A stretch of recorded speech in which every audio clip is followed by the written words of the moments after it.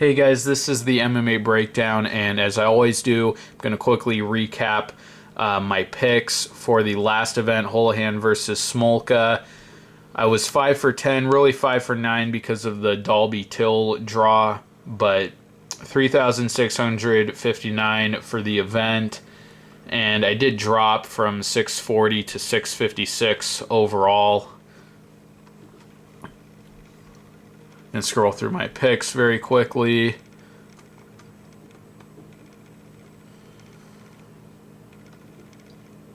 I did pick McClellan in the video, but went with Bush at the last second, so I got that one wrong. I filmed this video in several parts, so next up will be my prediction for the Maldonado versus Corey Anderson fight, the new matchup taking place at Fight Night. Henderson versus Belfort 3. Anderson stepping in for Tom Lawler, so that's a new matchup. I didn't get to give a new prediction for that yet, so I'm doing that in this video. And then I will give my predictions for the Fight Night Monterrey Brown versus Gastelum card. And I forgot to mention in the video, but of course the finale, the TUF Latin America 2 finale fight hasn't been revealed yet. Once that's revealed and any other fights between contestants from the show, I will do a separate video once the final episode airs and do a separate video for that. Okay, guys, thank you.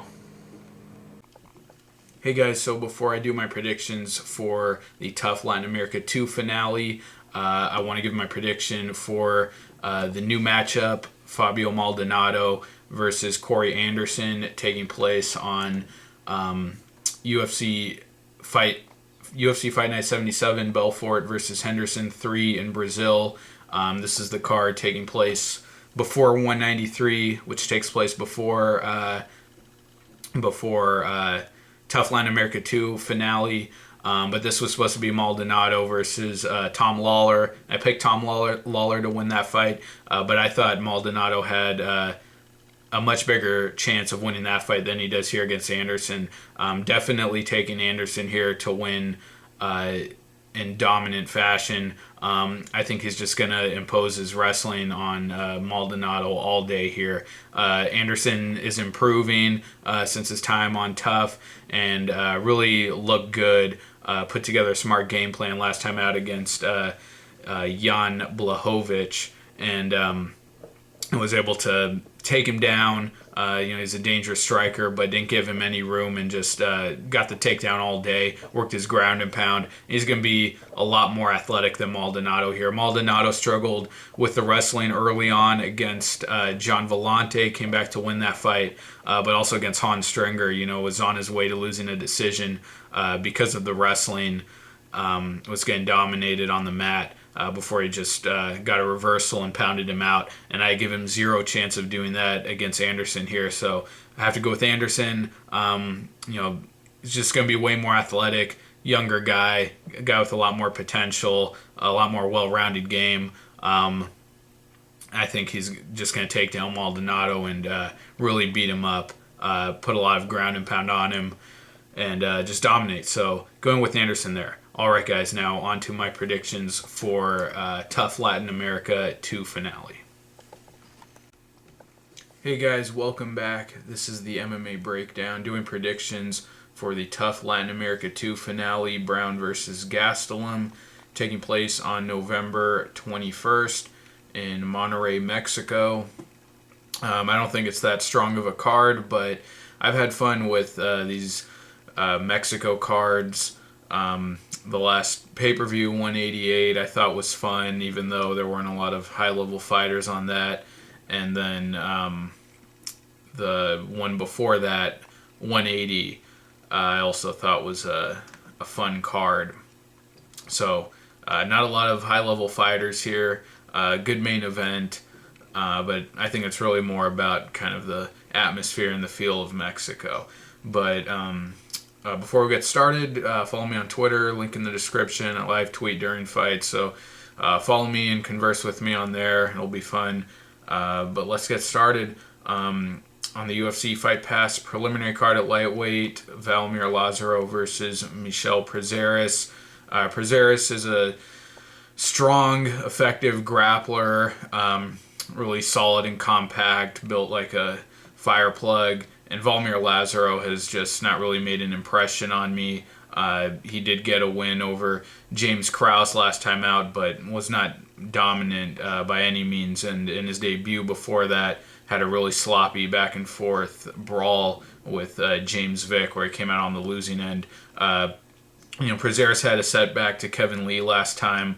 I think that was his only loss in the UFC, but he's been a real solid grappler. He's able to impose his wrestling game on guys. When he fought Taisumov, a really dangerous striker, was able to he was able to close the distance, not give Taisumov any space, any room to operate, and just smothered him.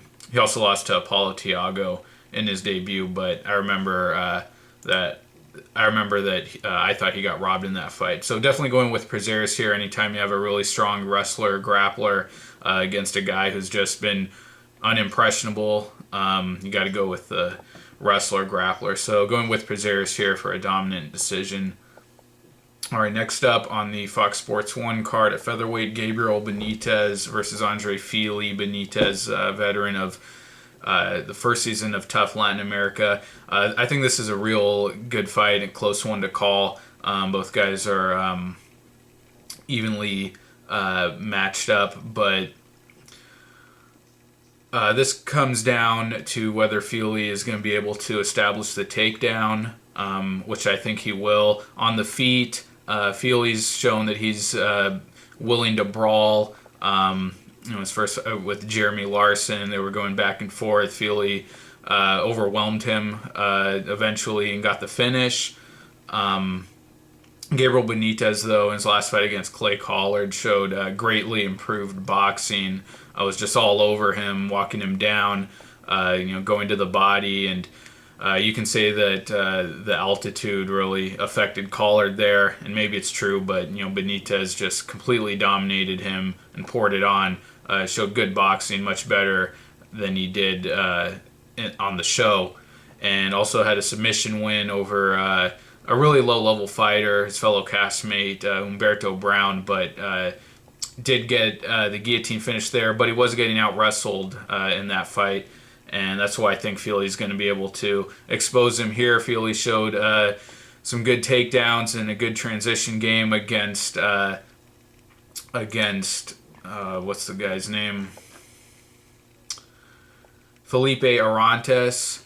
And Arantes just coming off of a nice win over Yves Jabouin, I think kind of raises Fili's stock in my eyes. But he was able to mix up his strikes and wrestling well in that fight. I think he's going to be smart here and look to get the takedown against Benitez. Benitez struggling against Humberto Brown makes me think he's not really capable of fending off a guy with good takedowns and good grappling. But on the feet, if it stays there, I do expect Benitez to have an advantage. I don't think Fili has shown really technical striking.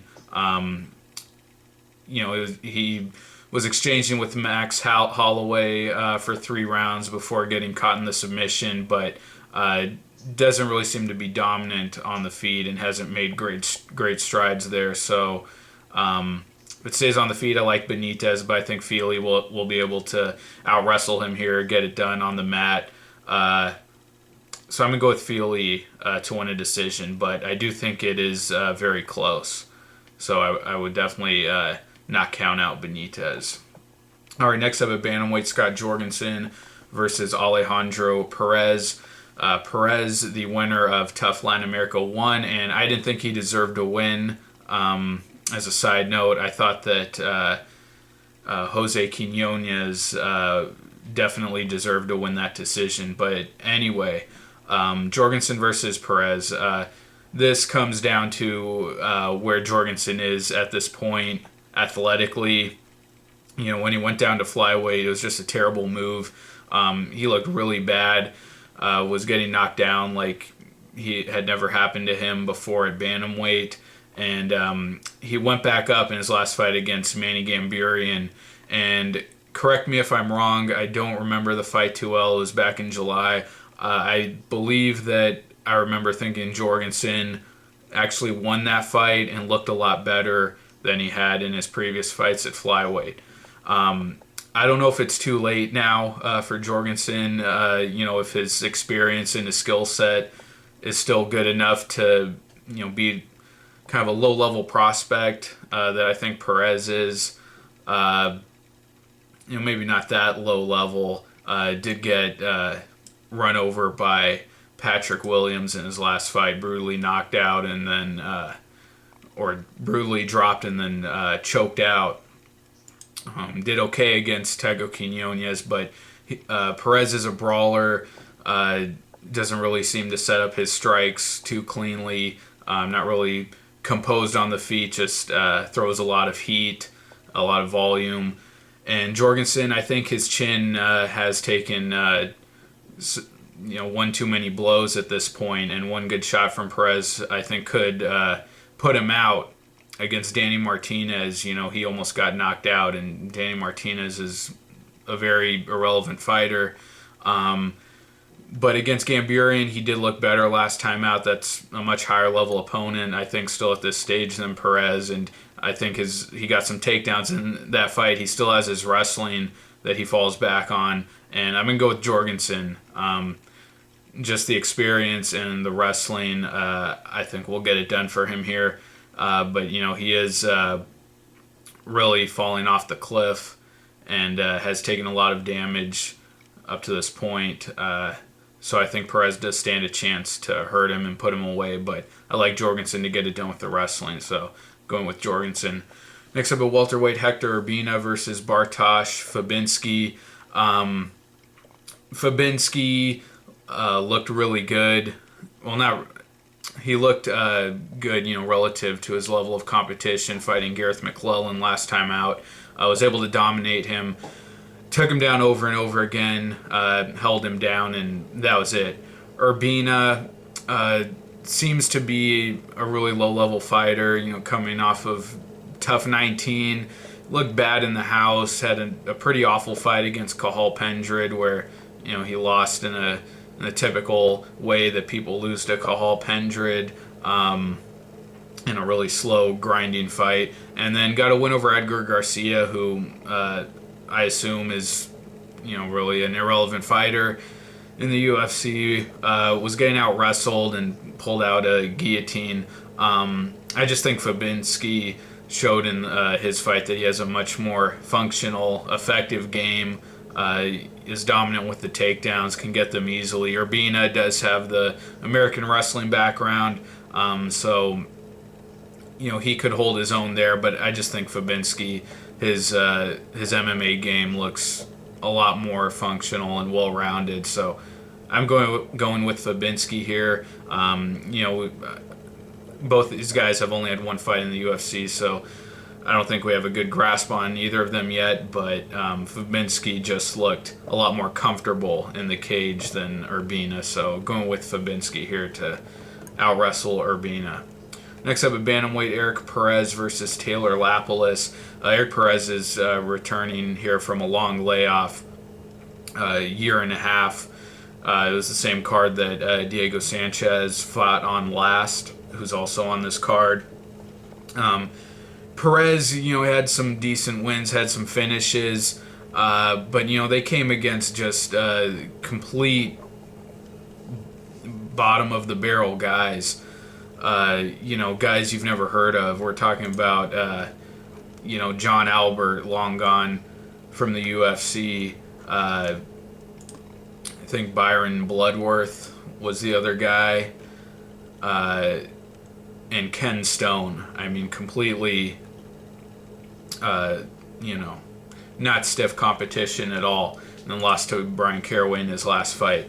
Lapilus has looked really good in his two fights. Not as dominant in his first fight against Rocky Lee, but his last fight just took out Yuta Sasaki with ease. This guy's powerful, athletic, built like a specimen, and not a brawler. Picks his strikes, looks pretty intelligent and composed in there. I really like what I've seen from Lapilus. And Eric Perez, I think we've seen more of his game. Seems like a decent scrambler, pushes a good pace on the feet, but that time off And, he also lost to Keiya Mitsugaki. A guy like Lapilus who's just been tearing through guys and looks like he has a far higher ceiling than Perez and a lot more athletic ability and finishing ability. I just got to go with Lapilus. I think he's got more potential and just looks like the more dangerous fighter. I got to go with Lapilus. I think he might get a finish here. I really like what I've seen from him. Lapilus. All right, next up at flyweight, onto the main card, Jussier Formiga versus Henry Cejudo. I think Cejudo's been kind of overrated. I mean, the win over Carioso was good, and against Camus, he really struggled. And he was supposed to fight Benitez back on the Houston card, and I thought he was just going to get destroyed in that fight. I don't think he's ready for those guys yet. Dodson, Benavidez, the guys up there. But Formiga, I think this is really a tailor-made matchup for Cejudo. I think his wrestling will just win out all day against Formiga's grappling here. Formiga, I think he's kind of an underrated fighter. People don't really appreciate his grappling, but he is slick on the ground. He did out-grapple Zach Makovsky for the entirety of their fight, got his back and won all the scrambles. He really nullified Makovsky's wrestling, but here, I just think Cejudo is going to be too strong, too powerful, that Olympic wrestling is going to take over. He pushes a good pace. He's a relentless worker, always pursuing the takedown. Showed good boxing in his debut against Kimura, dropped him a few times. We haven't really seen that boxing return. Really struggled against Camus, but I don't think Formiga is going to threaten him at all on the feet. So on the feet, I think Cejudo will have a small advantage, but on the ground, I think that wrestling, that physicality will win out all day against Formiga, who's much more of a slick grappler. Did hold down Chris Carioso for 3 rounds, maybe more so than Cejudo did, but that was a couple years ago. I think Cejudo, we're just going to see him dominate with his wrestling. Formiga's only had 1 submission win in the UFC. That was against Jorgensen, and that was off of a headbutt that he dropped him with. So hasn't really proven that he can actually finish people on the ground. So got to go with Cejudo here to out-wrestle him for 3 rounds, get the decision. All right, next up at lightweight, Efrain Escudero versus Leandro Silva. This is a weird fight to me. Not really sure who to take. Efrain Escudero, I think he's looked improved in his last 2 fights. Is he really, a legitimate middle-of-the-road fighter now? I don't know. Leandro Silva's been very inconsistent. A guy who has a good build, looks really athletic, but that athleticism doesn't really translate into dominance. Got the win over Charlie Brenneman, where he was getting out-wrestled early and was able to eventually take his back and sub him, which doesn't mean much because Brenneman became a punching bag. Against Trinaldo, he just got held up against the fence, got out wrestled, couldn't do anything. And then his last fight against Drew Dober was doing well early, but then Dober was able to get on top, and if it wasn't for the ref ending that fight when Silva had the guillotine position, that wasn't a real choke. I thought Dober looked like he was gonna take over in that fight. He was gonna end up in mount, and Silva just hasn't really been consistent. Other than that Brenneman fight, hasn't shown anything. And Escudero, he got the submission over Dober last time out.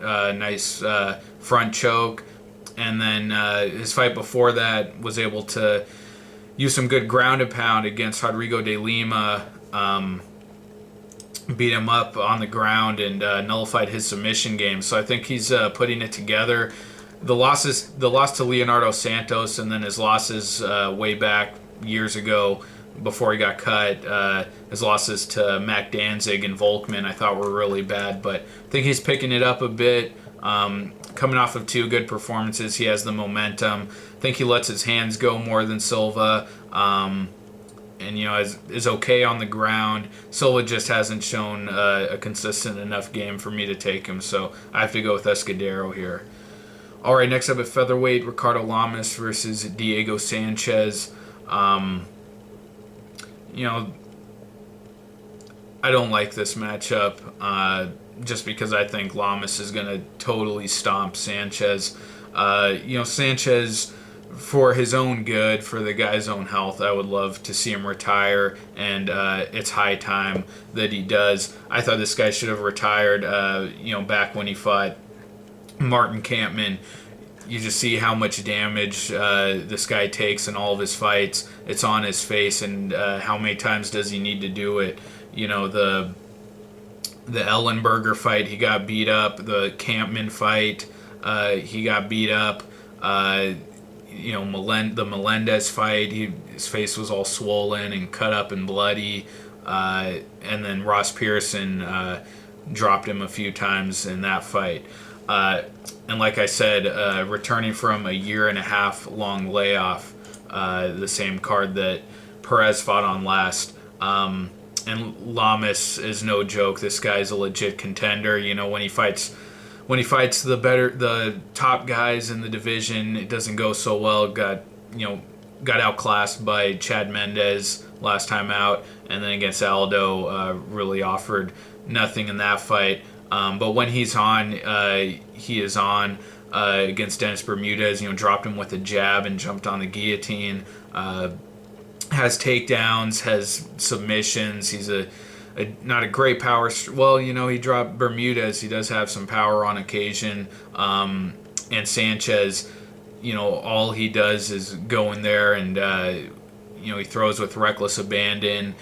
He can only brawl. That's his only chance at winning the fight. And he always lets his opponents, when he fights like that, he lets his opponents compete with him neck and neck. The Takanori Gomi fight, everyone thought he lost that. He just he's not dominant anymore. He's debilitated. He doesn't look healthy when he's in there. Pearson was able to stagger him a few times. I expect Lamas to just take him down and punish him with ground and pound. So I like Lamas big time here. I really see no reason at all to take Sanchez. Lamas is not going to engage in a brawl with him like Melendez did and try to put on a show. He's going to go in there, use his skill set, use his wrestling, and really punish Sanchez. So going with Lamas. All right, the main event at welterweight, Matt Brown versus Kelvin Gastelum. I see a clear case to be made for either guy here. I really do.